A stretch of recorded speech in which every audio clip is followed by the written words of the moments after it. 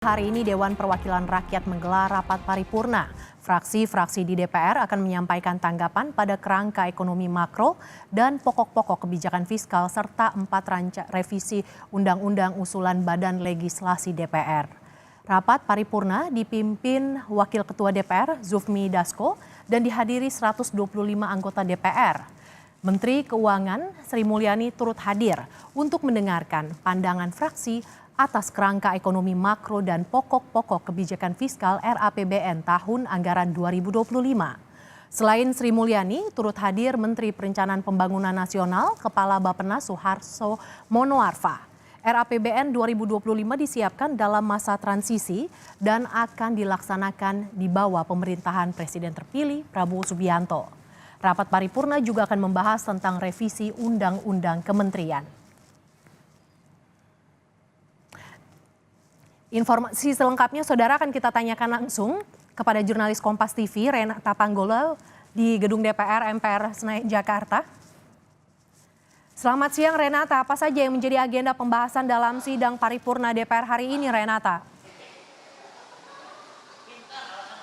Ya Mercy dan saudara, agenda dalam sidang paripurna hari ini ada dua. Yang pertama adalah penyampaian pendapat dari fraksi-fraksi DPR terkait dengan kerangka ekonomi makro dan pokok-pokok kebijakan fiskal RAPBN 2025. Kemudian ada agenda kedua penyampaian pendapat fraksi-fraksi terhadap 4 RUU usul inisiatif Badan Legislasi atau Balek DPR RI. Ada 4 RUU, pertama ada RUU Keimigrasian, kemudian RUU Kementerian Negara, ada RUU Tentara Nasional Indonesia, dan yang terakhir ada RUU Kepolisian Negara Republik Indonesia yang kemudian nanti dilanjutkan dengan pengambilan keputusan menjadi RUU usul inisiatif DPR RI. Tadi berdasarkan informasi terakhir memang baru saja selesai penyampaian pendapat dari fraksi-fraksi terkait dengan kerangka ekonomi makro dan pokok-pokok kebijakan fiskal 2025.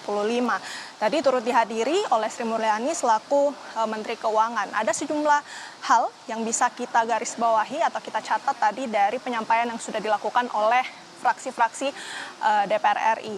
Ini yang pertama tentunya secara umum fraksi DPR RI ini menyetujui untuk pembahasan lebih lanjut terkait dengan kerangka ekonomi makro dan pokok-pokok kebijakan fiskal 2025.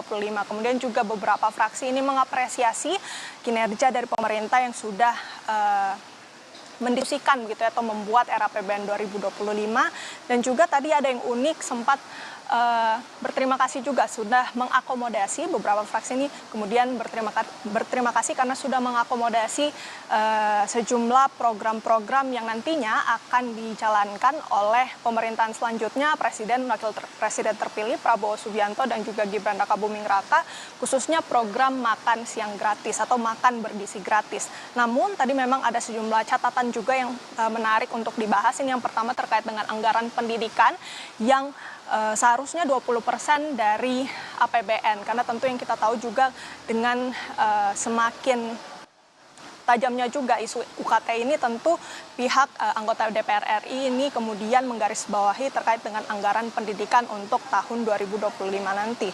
Kemudian juga terkait dengan anggaran kesehatan, khususnya kebijakan BPJS yang kemudian akan menghilangkan atau penghapusan kelas yang diganti dengan kebijakan kelas rawat inap standar atau KRIS.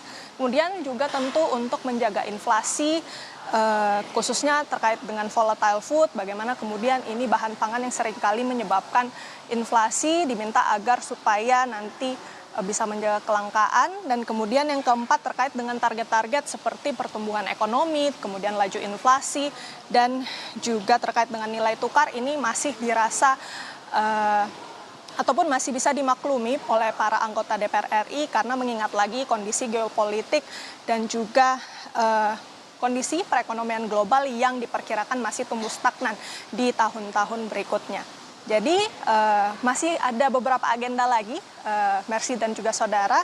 Kalau berdasarkan jadwal ini selanjutnya akan penyampaian pendapat terkait dengan 4 RUU yang sudah diusulkan oleh Balek DPR RI. Mercy. Hari ini paripurna DPR akan putuskan revisi sejumlah Undang-Undang. Terima kasih Renata Panggalo, jurnalis Kompas TV yang melaporkan langsung dari gedung DPR Jakarta. Terima kasih Renata.